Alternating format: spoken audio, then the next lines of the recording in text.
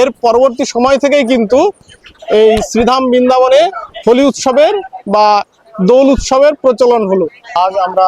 আজকে হোলি, এই রং খেলার দিনে, রঙের ফাগুনে আজ যখন সারা বিশ্ব মেতে আছে শ্রীধাম বৃন্দাবন, মেতে আছে মহাদেবের নগর সে কাশী, এবং মেতে রয়েছে শ্রী নবদ্বীপ ধাম। এই আজ নবদ্বীপ ধামে মহাপ্রভু শ্রী চৈতন্য মহাপ্রভুর আজ শুভ আবির্ভাব তিথি, এবং শ্রীধাম বৃন্দাবনে কিন্তু আজ এই রং খেলা হোলি উৎসব।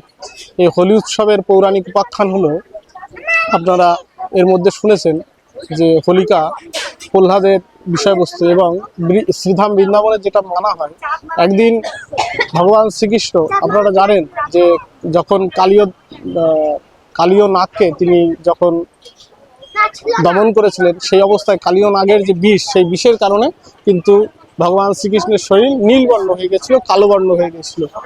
যা আমরা বুঝি ভগবান শ্রীকৃষ্ণ ঈশ্বর পরম কৃষ্ণ সচ্চিদানন্দ বিগ্রহ অনাদির আদিবন্ধ সর্বকারণের কারণে। এইবার যখন ভগবান শ্রীকৃষ্ণের শরীরটা কালো বর্ণ হয়ে গেল, তখন তার মনের মধ্যে কিন্তু একটা অনুতাপ ছিল। তিনি যখন প্রেমময়ী শ্রী রাধারানীর সঙ্গে সঙ্গ করতেন, তখন তিনি লক্ষ্য করতেন রাধারানীর বর্ণ কিরকম না, তপ্ত কাঞ্চন বর্ণ। তপ্ত কাঞ্চন বর্ণ মানে সোনাকে যখন জ্বালানো হয়, জ্বালানোর পরে সোনার তো এমনি দিব্য একটা বর্ণ রয়েছে, তারপরেও আরো সৌন্দর্যমণ্ডিত হয়। এটা শ্রীমতী শ্রী রাধারানীর বর্ণ। তার প্রণাম মন্ত্রে বলা হচ্ছে তপ্ত কাঞ্চন বর্ণাং, তপ্ত কাঞ্চন, একদম সোনা উত্তপ্ত হলে যেই রকম বর্ণ, সেই রকম বর্ণ কিন্তু শ্রীমতী শ্রী রাধারানীর। এই জন্য ভগবান শ্রীকৃষ্ণের মনে একটি অনুতাপ ছিল যে আমার গায়ের বর্ণ কালো, আর শ্রীমতী শ্রী রাধারানীর গায়ের বর্ণ এই বর্ণ। আমাদের ঠাকুর মশাইয়ের সঙ্গে স্ট্যান্ডটা দিয়ে যাবে। মা যশোদাকে বলেছিলেন যে মা, মাইকম্যানকে জানানো হচ্ছে গায়ের রং, তুমি একটু ঠাকুরের সামনে স্ট্যান্ডটা দিয়ে যাবে। রাধারানীর গায়ের রং এত সুন্দর, এটা কি করে হলো, আর আমার নাম গায়ের রং কালো কেন? তখন মা যশোদা কি করলেন না, খানিকটা রং দিয়ে তিনি আমার এই যে গোপালকে দেখছেন, গোপালের গায়ে মাখিয়ে দিলেন, এবং গোপালকে বললেন তুমিও রাধারানীর গায়ে মাখিয়ে দেবে। তাহলে কি হবে, তুমি যেই রকম চাইবে রাধারানীর গায়ের বর্ণ সেই রকম হয়ে যাবে। এই যে আনন্দ মুখর একটা পরিবেশ। এরপরে আমার ব্রজের নন্দন ভগবান শ্রীকৃষ্ণ মাধুর্য উত্তম, তিনি কি করলেন না, কিছু রং নিয়ে গিয়ে রাধারানী অষ্টসখীগণকে এবং ব্রজের সমস্ত মানুষকে মাখিয়ে দিলেন। এর পরবর্তী সময় থেকেই কিন্তু এই শ্রীধাম বৃন্দাবনে হোলি উৎসবের বা দোল উৎসবের প্রচলন হলো। তা আজকে আমরা সেই পূর্ণ লগ্নে রয়েছি এই গোপালের সামনে। এই গোপালই কিন্তু একদিন মা যশোদাকে বলেছিলেন, মা যশোদা আমার গায়ের রং কালো কেন, আর শ্রীমতী শ্রী রাধারানীর গায়ের রং উজ্জ্বল তপ্ত বর্ণ কেন, এত সুন্দর কেন?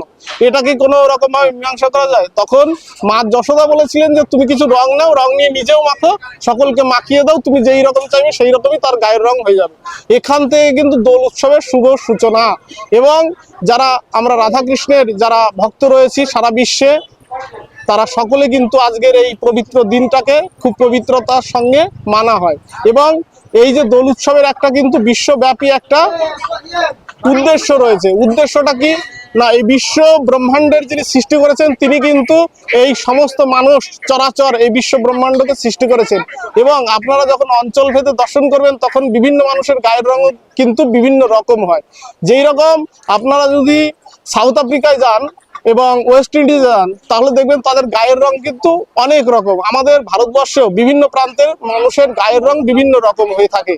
ভগবান এই যে বর্ণের বিভেদ, এই বিভেদটাকে মুছে দিয়ে একটা সৌহার্দ্য এবং একটা আমরা যে সবাই এক মানুষ মাত্রই, আমাদের উপনিষদ যে এরকম বলছেন সারা বিশ্বের যত মানুষ আছে সবাই আমরা ভাই ভাই।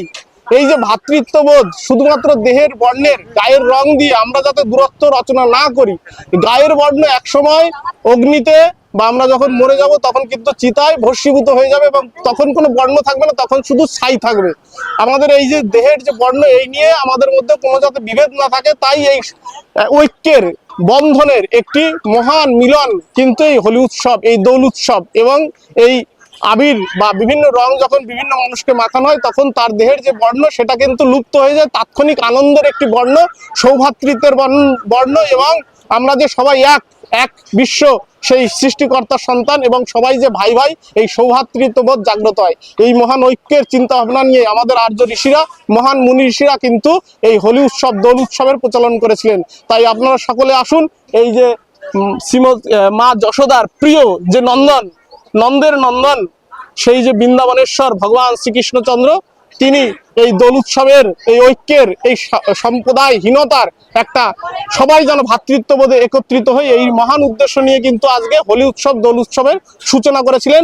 আমরা সেই দ্বার প্রান্তে, এই গোপালের চরণ প্রান্তে আমরা সবাই রয়েছি। আজকে আমরা সেই গোপালকে আমরা বারংবার প্রণাম জানাই, এবং ঈশ্বর পরমকৃষ্ণ সচ্চিদানন্দ বিগ্রহ অনাদির আদি গোবিন্দ সর্বকারণের কারণম। এই যে ঈশ্বর, সর্ব ঈশ্বর, এই বিশ্ব ব্রহ্মাণ্ডের যিনি জগতের যে ঈশ্বর রয়েছেন, তিনি কিন্তু এই গোপাল, এই ভগবান শ্রীকৃষ্ণ, তার চরণ প্রান্তে আমরা পৌঁছেছি।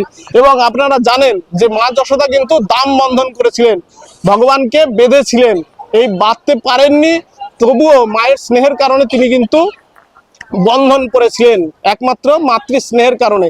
সেই যে ভগবানের একটা রূপ রয়েছে, বিভু রূপ, হ্যাঁ, ভগবানের বিভু রূপ রয়েছেন, সরৈশ্বর্যপূর্ণ ভগবান, ঐশ্বর্য সৃজন জ্ঞানযোগ বৈরাগ্য, সরৈশ্বর্যপূর্ণ পূর্ণ ভগবান ঈশ্বর পরমকৃষ্ণ সচ্চিদানন্দ বিগ্রহ অনাদির আদি গোবিন্দ সর্বকারণের কারণম। সেই অনাদির আদি গোবিন্দের চরণ প্রান্তে আমরা রয়েছি, এবং তিনি যে বিভু, শুধুমাত্র মানুষের, ঈশ্বরের যত খেলা, সর্বোত্তম নরলীলা, নরবপু তাহার স্বরূপ, নব কৈশোর নটবর নরলীলার হয় অনুরূপ, গোপবেশে বেনুকর নব কৈশোর নটবর নরলীলার হয় অনুরূপ। তিনি যে সর্বেশ্বর ভগবান, তবুও মানুষ লীলা করবার জন্য এই মানুষের মতো একটি দেহ ধারণ করেন, এবং তার যে একটা বিভু রূপ রয়েছে। যখন ভগবান শ্রীকৃষ্ণ যখন মৃত্তিকা ভক্ষণ করেছিলেন, এবং মা যশোদা বললেন, গোপাল তুমি কি খেয়েছো, তাকে যখন হাঁ করালেন, কিন্তু তার মুখের মধ্যে সমস্ত বিশ্ব ব্রহ্মাণ্ড দেখেছিলেন, এই সেই গোপাল। তার সেই যে বিভুরূপ, সেই বিভুরূপ কোনো এক সাধক মানতে হবে, কোনো এক সাধক তিনি উপলব্ধি করেছিলেন। এই যে মা যশোদা যখন ওই যে মৃত্তিকা ভক্ষণ করবার পরে গোপালকে বললেন, মৃত্তিকা তুমি মাটি যে খেয়েছো, মুখ হা করো তো, সেই হায়ের মধ্যে দিয়ে কিন্তু বিশ্ব ব্রহ্মাণ্ড সমস্ত কিছু মা যশোদা দর্শন করেছিলেন, এইরকম ছোট একটি গোপালের মুখ থেকে। আমরা সেই গোপালের চরণ প্রান্তে রয়েছি, এবং সেই এই যে বিভুরূপ, ভগবান শ্রীকৃষ্ণের যে বিভুরূপ, সেই বিভুরূপ কিন্তু এখানে কোনো সাধক উপলব্ধি করে এই বিভুরূপকে, গোপাল রূপকে প্রতিষ্ঠা করেছিলেন।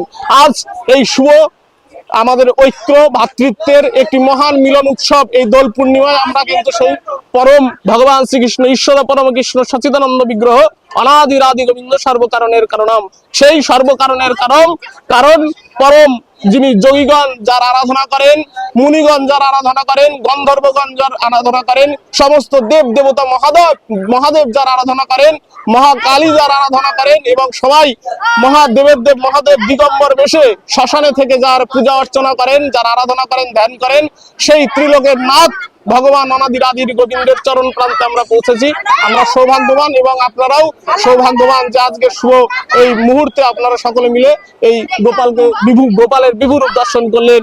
জয় গোপাল, জয় গোপাল। এবং এই গোপালের দর্শন করবার মাত্র আপনাদের সকলের মঙ্গল হবে, এবং যারা গোপাল চান, যে সকল মায়ের কোল শূন্য রয়েছে, তারা কিন্তু এই বিভু গোপালের চরণ প্রান্তে যদি একদম মন প্রাণ দিয়ে যদি এই গোপালের কাছে চান, তাহলে আপনাদের কোল জুড়ে কিন্তু গোপাল আবির্ভূত হবে এই গোপালের আশীর্বাদে।